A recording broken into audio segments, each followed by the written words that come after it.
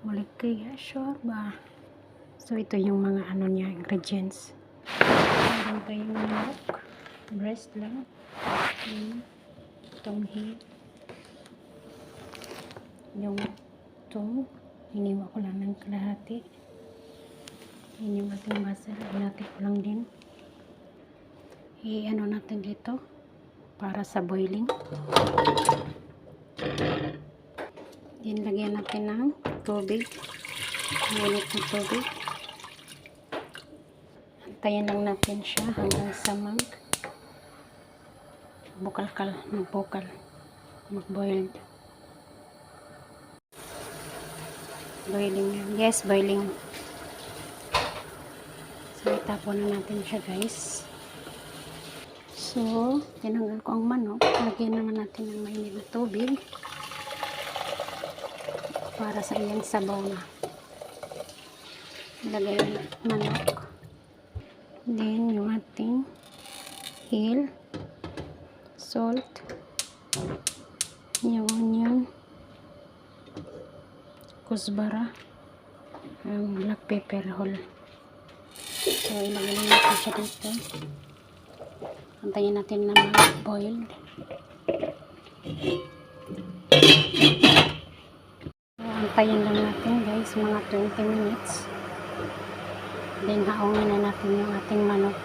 Tanggalin lang natin yung ating manok.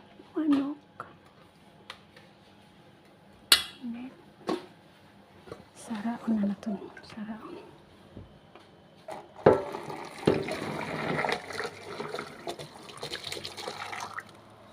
So, amoy siya itong chicken. Ako siya din kusnit-kusnit.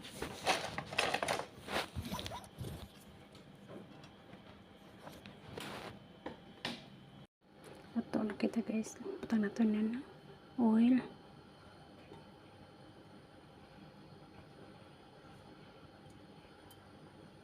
Tato natin sibuyas. Mix lang natin. Hindi yung ating itong lason. Mix lang. Nilagay natin yung ating chicken. Ating black pepper. Ating kusbara powder. Mix. And then, ilagay na yung ating tubig kanina na boiling. Mix again. Antayin lang natin kumulo. Wala siya.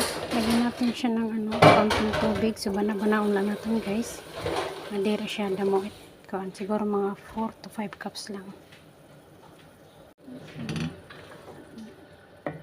After 10 minutes, ilagay na natin yung ating malikia.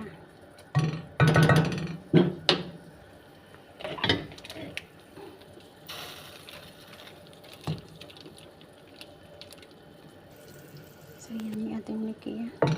Mix na natin, guys. Yes. Mix.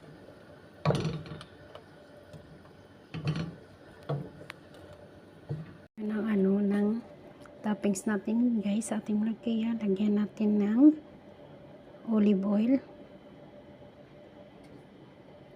Then, ilagay natin yung ating lason ng gindugmok. Then, slow fire lang natin ito. Para hindi masunog yung ating niluto. So, mix lang. Mix until light brown na siya.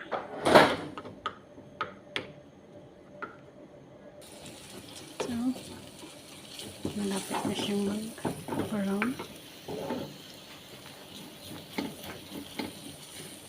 So, kanina na siya, guys. Light brown. Lagyan natin ng kusbara powder. Mix.